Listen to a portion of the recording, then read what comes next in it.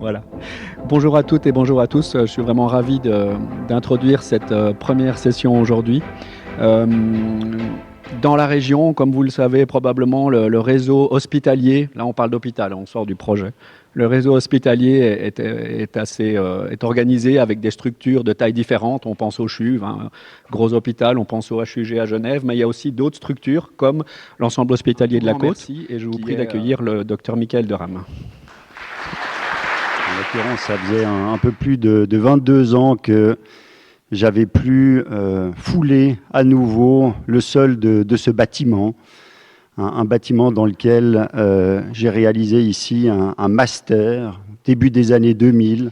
Le deuxième clin d'œil, je l'adresse à mon père. Il y a un aspect qu'il a de la peine à intégrer. C'est le nom de l'institution que je dirige. Il est toujours très fier de partager avec ses amis le fait que je suis le directeur de HEC.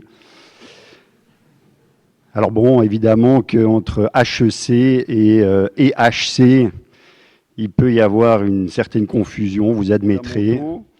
Au sein de notre institution, on n'a pas tellement l'habitude des discours sur l'action, mais plutôt la preuve par l'action. Donc ce que je vais essayer d'une institution de santé, la santé c'est un élément un peu particulier, on est tous extrêmement concernés par la santé. Nous sommes des assurés, et puis évidemment qu'en étant assurés, l'objectif, ou en tout cas notre intérêt numéro un, c'est de pouvoir disposer de primes d'assurance maladie les plus faibles possibles, les plus compétitives qu'en étant patient, notre intérêt il est différent. C'est celui de pouvoir bénéficier des meilleurs soins le plus rapidement possible. Et nous, on est dans le monde actuellement de l'immédiateté. On souhaite pouvoir disposer le meilleur rapidement. Dans un contexte où la santé est devenue aujourd'hui la préoccupation numéro une de la population suisse. Donc les coûts de la santé sont devenus une de nos principales préoccupations. Une principale préoccupation devant les problématiques de retraite, devant les problématiques écologiques, devant les problématiques de conflits mondiaux. La santé est devenue pour nous la préoccupation numéro une en Suisse et dans la majeure partie des pays d'Europe. Alors ça se comprend. Ça se comprend que ce soit perçu comme étant un enjeu aussi critique dans un contexte où, quand on regarde les courbes, on voit que l'évolution ces dernières années a été particulièrement significative, avec des salaires qui évidemment n'ont pas suivi la même pente, et ce qui fait que les coûts de la santé pèse de plus en plus dans le panier de la ménagère. D'actualité, il n'y a pas un jour qui passe sans que la presse se fasse le relais des enjeux qui gravitent autour des coûts de la santé et de la manière avec laquelle on va être capable de les maîtriser. On est directement concerné, et vous l'avez vu également, l'hôpital de Martigny, il y a une année ou une année et demie, a annoncé également de son côté la fermeture de son service d'urgence par manque de personnel. Ça, c'est le contexte dans lequel on conduit nos activités aujourd'hui, un contexte sous haute tension qui s'est exacerbé encore en 2023. Et vous voyez que entre 2022 et 2023, la majorité des hôpitaux en Suisse a basculé dans le rouge. On a fait le bilan de l'année 2024 avec la fiduciaire il y a quelques jours, qui est le fait que sur les 48 hôpitaux en Suisse, à sa connaissance, il n'y en a que 2 qui étaient juste à flot, dont l'ensemble hospitalier de la Côte. Et ça, c'est le contexte dans lequel on travaille aujourd'hui. La première option possible, ça va être celle de rationner. C'est l'option qui a été prise par toute une série de pays. On contient l'offre. Et puis, il n'y a pas de miracle. Dans le fond, si on contient l'offre et puis qu'on génère des délais d'attente, on va parvenir effectivement à réduire les coûts de la santé. Et puis, une deuxième option qui est possible, c'est de repenser les choses. Et c'est de considérer que, dans le fond, on peut faire mieux avec l'existant. Nous, on pense qu'il y a un autre chemin possible avant de commencer à porter une révolution telle que celle-là. Cet autre chemin, c'est celui d'optimiser l'existant, de repenser la manière avec laquelle on réalise les activités aujourd'hui, dans un contexte où tout le monde s'accorde sur le fait qu'il y a environ 20% des dépenses de santé qui aujourd'hui sont du gâchis. Le fait qu'en Suisse, sur le système de santé, chacun bosse dans son coin. Et on voit bien que si on parvenait à optimiser les choses et puis à mieux travailler ensemble et à mieux coordonner les différents acteurs du système, certainement qu'on serait meilleur. 3 institutions qui ont pris la décision il y a 25 ans, en 2000, de fusionner, partant du principe qu'elles seraient plus fortes ensemble que toutes seules. La particularité de cette institution, ou de cette fusion, c'est que ça a permis la création du début d'un parcours de santé.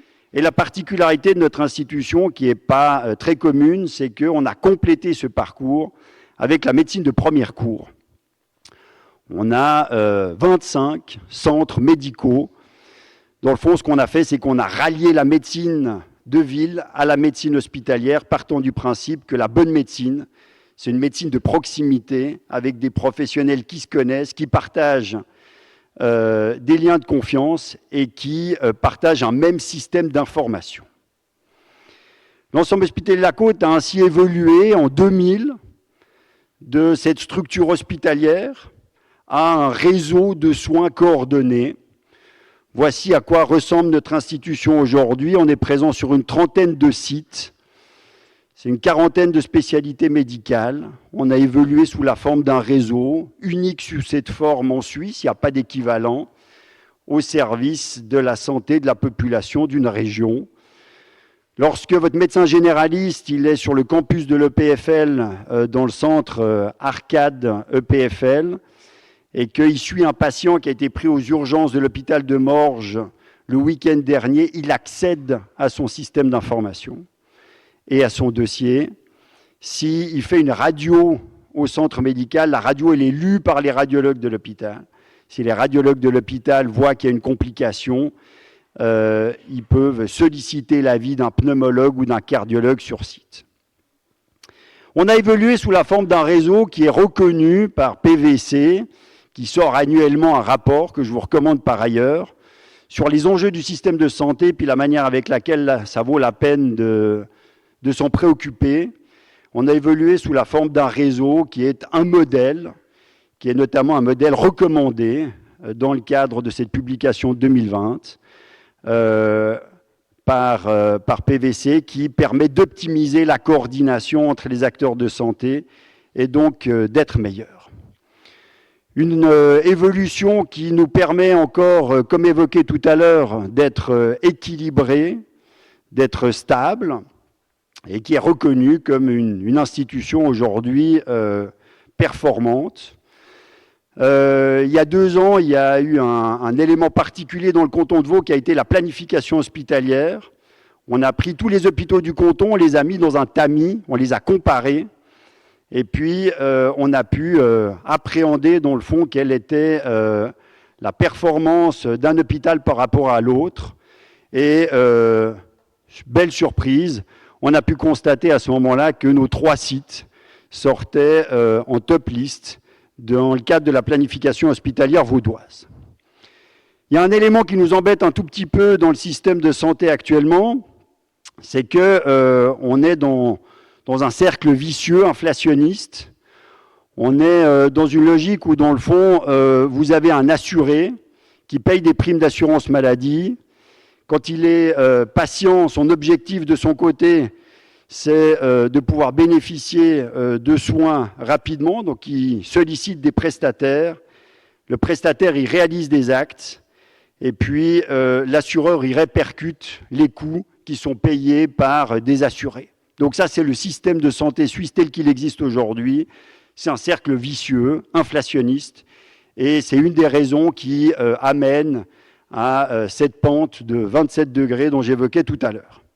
On a essayé d'enrayer le système avec une proposition qu'on a déposée à l'EFSP de changer le modèle de tarification sous la forme d'un forfait pour essayer de repenser l'affaire de manière complètement différente, permettant non seulement de s'occuper des prestations, puis de délivrer des prestations, mais également de s'occuper de prévenir l'apparition de la maladie, tenter de sortir de cette logique du business de la maladie. C'est un projet qui est actuellement en cours de discussion. Et en attendant, on a conclu un accord avec un assureur maladie, la CSS, qui permet de financer des prestations qu'on ne pourrait pas financer par la LAMAL de base. Ce qui fait que la question que je vous pose, et on va le faire par un lever de main, c'est dans le fond, est-ce que l'évolution de cette institution, elle est convaincante ou non? Je propose que celles et ceux qui considèrent que l'évolution, elle n'est pas convaincante, vous le fassent par un lever de main. Merci. Et que celles et ceux qui pensent que cette évolution, elle est convaincante, le fassent par un lever de main. Excellent. Et on va passer au vif du sujet. Super. C'est quand même tout à fait fascinant qu'on puisse faire une présentation sur 33 diapositives en se regardant le nombril et en évoquant à aucun moment de cette présentation le bénéficiaire, qui est le patient. Ce qui est fascinant, c'est que dans le fond, vous avez considéré que c'était convaincant dans vos fonctions relatives ou respectives de gestionnaire de projet, mais ça n'a pas été réellement convaincant dans une fonction différente que vous pourriez avoir, qui est celle de patient. Est-ce que, dans le fond, si vous étiez patient, vous auriez choisi d'être pris en charge au sein de notre organisation? On ne fera jamais une bonne stratégie ni un bon projet en mettant avant des caractéristiques techniques, des tableaux ou des comparatifs. Il faut transmettre une émotion.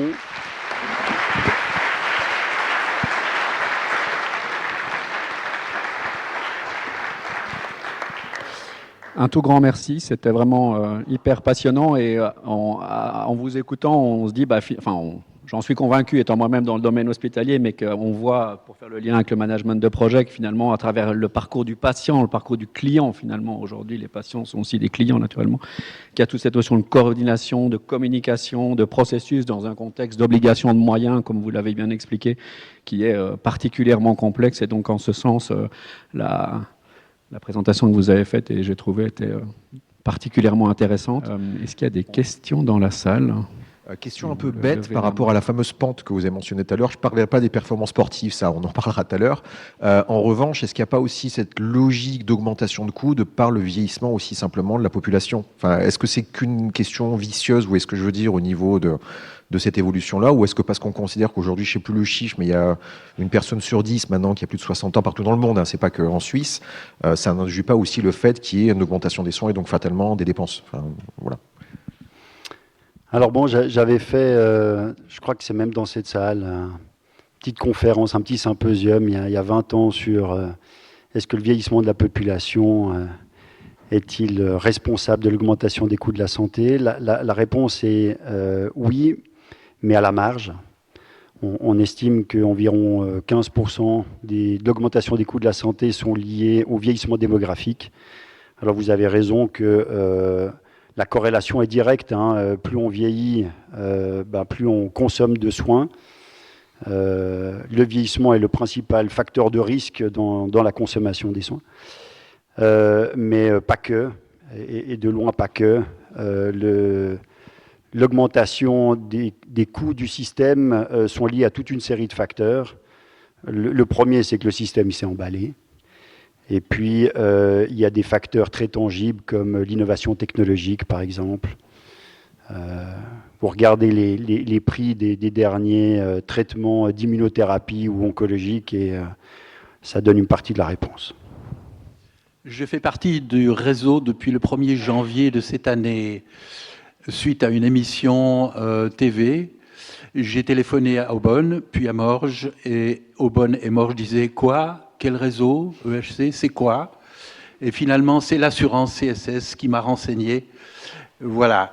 Je pense que, enfin, je vous remercie d'avoir fait cette pub pour ce réseau auquel je participe et je pense que c'est essentiel. Et j'ai été très convaincu par le fait qu'il y avait un dossier informatisé. Ça a été immédiat. Depuis le 3 janvier, j'ai dû transmettre plein de choses. Donc les choses fonctionnent. Alors est-ce qu'elles ont une durée éternelle? Je ne pense pas. Je pense que les choses doivent encore s'améliorer sérieusement. J'ai une question quand même parce que j'avais des contacts avec des spécialistes au CHUV ou ailleurs. Et maintenant, moi, j'aimerais que tout se concentre dans le réseau parce qu'il y a certainement des spécialistes équivalents dans ce réseau vu sa largesse. Et comment ça se traite, comment on rapatrie les choses ou comment on coordonne avec des médecins spécialistes qu'on a eus en dehors du réseau. Alors, deux éléments de réponse. On va commencer par la deuxième. À partir du moment où vous êtes pris en charge, et notamment si votre médecin généraliste il est dans le cadre du réseau EHC, il rapatrie l'ensemble des documents sans problème. On échange tous les jours des documents avec le CHUV ou avec les autres hôpitaux de ce canton. Le fantasme qu'il faut avoir, le même logiciel pour partager des informations, c'est un fantasme. En l'occurrence, on peut avoir des systèmes d'information et des dossiers patients informatisés différents et puis partager des informations au quotidien, puis on en fait la démonstration aujourd'hui. Donc, votre médecin généraliste, il est à même de récupérer l'ensemble de vos documents de la part des partenaires de santé de ce canton sans problème. Et puis, le deuxième élément de réponse, par rapport à la CSS, c'est normal.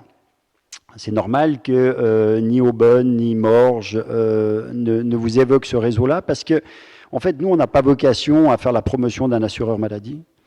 D'ailleurs, on n'a pas d'exclusivité. Aujourd'hui, on a conduit un partenariat avec la CSS, mais on est en discussion avec d'autres assureurs maladie et on ne veut surtout pas d'exclusivité. Donc nous, notre objectif, c'est de conclure des partenariats avec tous les assureurs.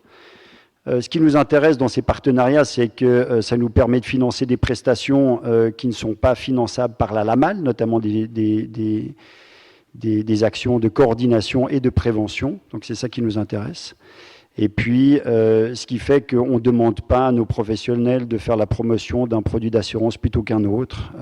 C'est votre libre choix. Donc, on a le grand plaisir d'accueillir là maintenant Dominique Allemann, qui est experte en gestion de projet IT complexe dans le secteur privé et public, qui est directrice advisory, avec l'accent, chez PwC. Elle accompagne des clients suisses et internationaux dans leurs projets de transformation digitale. Et à ce titre, elle va nous partager maintenant quelques-unes de ses meilleures pratiques. Donc on se réjouit. Et déjà, un tout grand merci, Dominique, pour ta présence parmi nous. Ben oui. Je vous prie d'accueillir Dominique Allemann.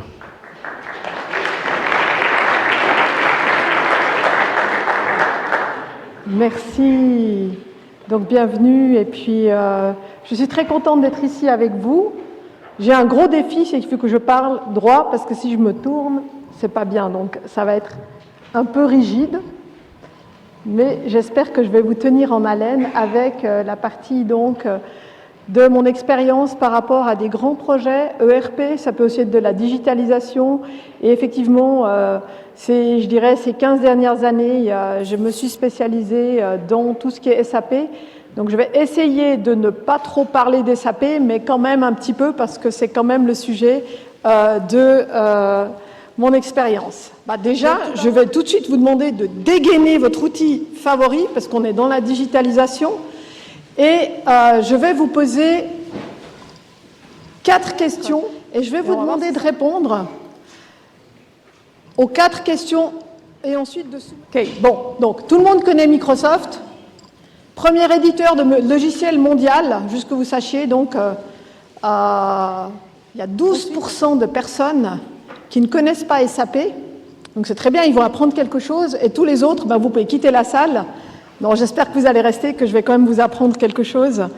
Mais donc, vous voyez que le 5e éditeur de logiciels au monde, qui est le seul éditeur européen, tous les autres sont américains ou chinois, qui sont dans les premiers rangs, donc c'est SAP. SAP est une société allemande qui existe depuis 1970, pour votre petite gouvernance. Ça, c'était la question difficile. Il y en a quand même une qui était très difficile. Combien de logiciels pensez-vous édite SAP? SAP compte, la dernière fois que j'ai eu la liste de logiciels avec les prix, il y avait 900 lignes de SAP. À la 4e génération, et cette 4e génération est une nouvelle génération de logiciels qui est édité sur une base de données HANA. C'est pour ça qu'on parle souvent de S4 HANA ou S4 HANA, ça c'est le nom complet de l'ERP, parce qu'il repose en fait sur une base de données HANA, qui est une base de données in-memory, et qui permet en fait de donner la puissance nécessaire à ce qu'on appelle le big data, donc pour pouvoir traiter rapidement toutes les données qu'un logiciel d'ERP a besoin, vu que dans la plupart des entreprises qui utilisent aujourd'hui SAP, c'est utilisé non seulement pour faire la vente, mais pour faire aussi la production, pour faire les achats, pour faire les salaires, pour faire tout ce qui est finance. Donc c'est vraiment un logiciel qui est d'ampleur très large, mais souvent il est utilisé chez nos clients qui sont des multinationales, il va être utilisé dans multi-continents, multi-pays, connectés, interconnectés au groupe pour faire toute la consolidation financière. Donc imaginez-vous bien quand un groupe a environ 40 systèmes SAP, et SAP lui dit « avant 2030, tu dois migrer ». Donc ça nous donne des projets assez intéressants en termes d'envergure et de complexité à accompagner. Donc, je vois quand même que vous êtes des meilleurs gestionnaires de projets que moi. Je dirais qu'en moyenne, les projets SAP sur lesquels je suis, donc sur les migrations S4 sur lesquelles je suis intervenue, je dirais qu'il y en a un qui a fini dans les délais en dessous du budget. J'en ai eu un autre qui est fini au-dessus du budget et pas dans les délais. Donc, vous voyez, on a un petit peu tout, mais je dirais quand même que c'est très compliqué et je serais heureuse de savoir votre avis à la fin de la conférence si vous pensez qu'il est possible de terminer dans les délais. Alors, je continue. Ça m'amène justement à la question des estimations initiales. Donc, vous êtes au début de votre voyage SAP. Comment peut-on estimer ce type de projet? Et là, je dirais que pour moi, c'est quand même compliqué, étant donné que rien que vous avez vu, rien que sur le domaine finance, quand on est dans la phase d'initialisation, qu'on n'a encore pas fait tous les travaux de définition détaillée de qu'est-ce qu'on veut faire dans la finance, comment est-ce que je peux vraiment dire quelle est l'ampleur des travaux finance? Ensuite, aussi souvent, quand on est dans ce type de projet, on va profiter de digitaliser. Donc, par exemple, digitaliser le processus de gestion budgétaire, où on veut digitaliser les factures, on veut améliorer un certain nombre de processus. On aimerait peut-être innover aussi. Donc, tout au début du projet, difficile de viser juste. De planification, et à la fin de la phase de planification, je pourrais vous dire plus précisément quels sont les coûts de mon projet. Alors, phase de planification, il faut définir le périmètre. Donc, je ne vais pas vous faire toute la totale, mais vous avez bien compris que le périmètre pour un ERP, décider, quand ça fait 20 ans que vous avez des personnes qui sont des key users, qui sont devenus experts dans leur domaine, qui ont monté des complications extrêmes, ils vous diront « Ah ouais, mais moi, je ne peux pas utiliser le standard, ça ne marche pas ». Vous avez tout plein de questions que vous devez vous poser parce que vous allez passer sur un nouvel ERP. Alors, je passe comment? Du jour au lendemain, je coupe tout et je vais sur le nouveau. Est-ce que je mets tout de suite toutes les nouveautés ou est-ce que je mets les nouveautés un petit peu plus tard? Et donc, après, vous avez le problème aussi, c'est que si vous mettez les nouveautés plus tard, vous allez vous dire à votre client « Écoute, moi, j'ai mon projet S4, je démarre le 1er janvier 2025, mais après, pendant 2 ans, je vais encore améliorer. » Donc, vous devez vous battre pour avoir encore 2 ans de budget pour leur dire « Écoutez, pour vraiment construire votre ERP de demain, ce n'est pas juste le changement, c'est que le début du changement. Et que vous devez mettre en place S4, là, c'est une autre histoire. Parce que vous allez devoir définir votre nouveau modèle standard, vous allez devoir faire des pilotes sur à peu près 2 continents pour quand même tester si ça marche sur 2 continents. Et après, hop, on y va et on déploie. Et on déploie par vague. Mais quand vous avez plus en 30 et 50 usines au niveau mondial qui utilisent leur propre système et que vous déployez, vous devez chaque fois former tout le monde, vous devez chaque fois faire un Big Bang dans chacune des usines. C'est un projet qui est relativement complexe. Toujours dans la phase d'initialisation, une question très importante, la gouvernance.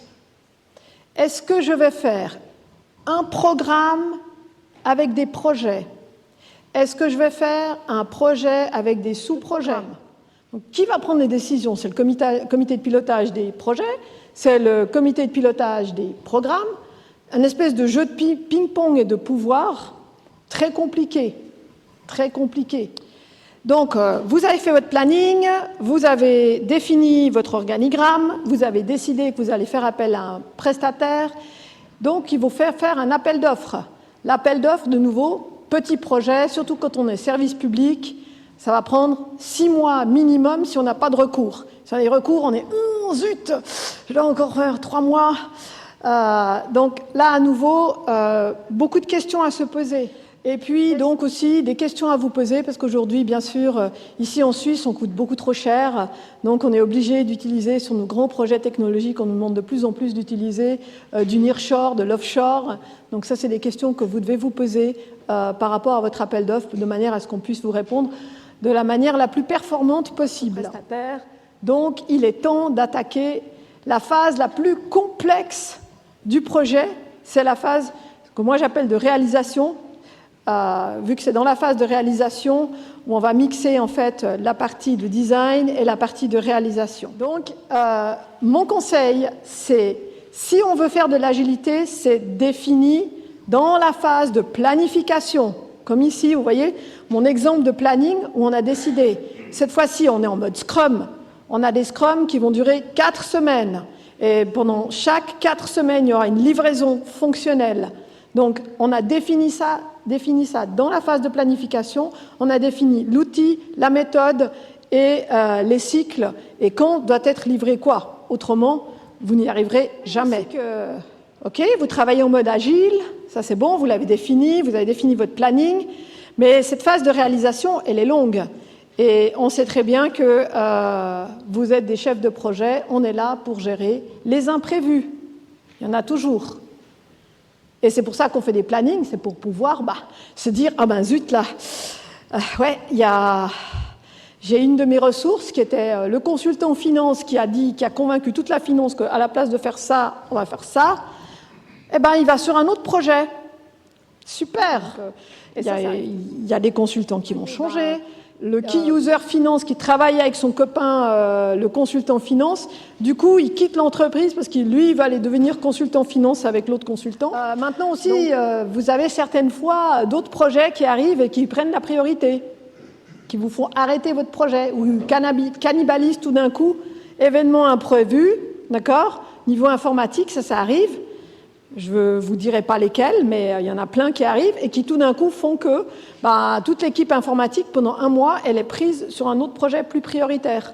Et là, vous faites quoi? On attend. Donc, beaucoup de choses. Et là, très important, la communication.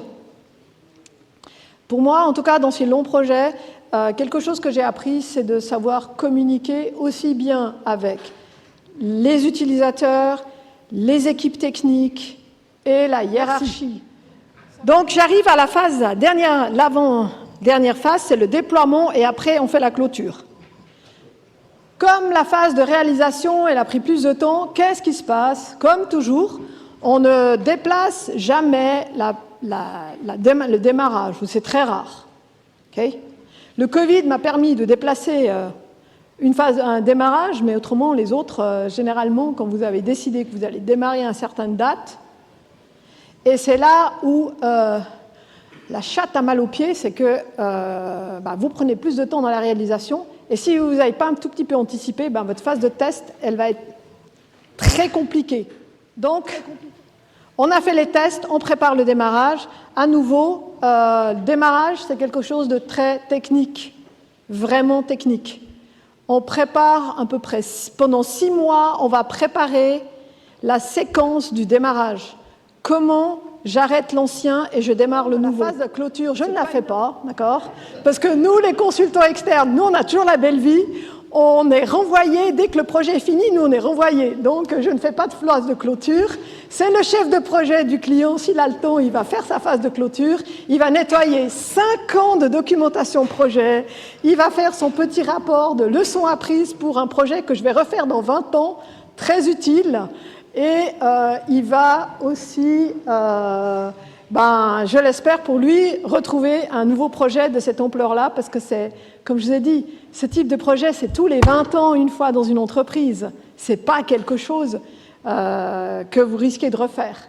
La communication, le soutien et gestion du changement aussi, très très efficace. Donc, de la flexibilité et de la rigueur, c'est tout ce que vous avez besoin pour ce type de projet. Merci!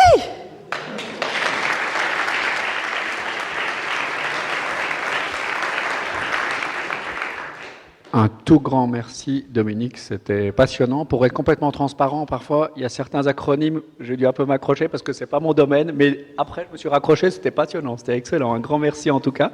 Est-ce que ça amène quelques questions dans l'Assemblée? On a quelques minutes. Oui. Bonjour, merci pour la présentation et tout l'humour. Juste une question par rapport au risque. Vous n'avez pas tellement parlé de gestion de risque pour des projets aussi grands. Comment est-ce que vous les... Si vous êtes en tant que chef de projet dans le cambouis, de toute manière, au bout d'un moment, plus personne n'écoute maman, d'accord? Donc quand maman, elle présente un risque dans le comité de pilotage, alors soit vous commencez votre comité de pilotage et vous commencez sur les risques en premier et vous foutez en l'air tout le reste du comité de pilotage parce que tout le monde va parler des risques, soit vous les mettez en fin, mais comme le comité de pilotage, il a passé plus de temps, donc vous n'avez pas le temps de parler des risques. Donc j'aime bien avoir un soutien externe, avoir vraiment le méchant, et dans ce cas-là, le meilleur, c'est le contrôle interne, l'auditeur interne ou l'auditeur externe qui font la gestion des risques. C'est des spécialistes de la gestion du risque, et eux, ils sont entendus, parce que quand l'auditeur externe, il va dire à la compagnie, écoutez, là, vous avez un risque d'impact, d'augmentation de coût de votre projet, en général, ils écoutent plus l'auditeur que la blonde. Petite question subsidiaire. En bonne pratique, selon PwC, quel est le pourcentage du budget que vous dédiez à l'accompagnement humain et la conduite du changement sur un tel projet? Alors, nous, on conseille en général entre 20 et 30%. Donc, quand on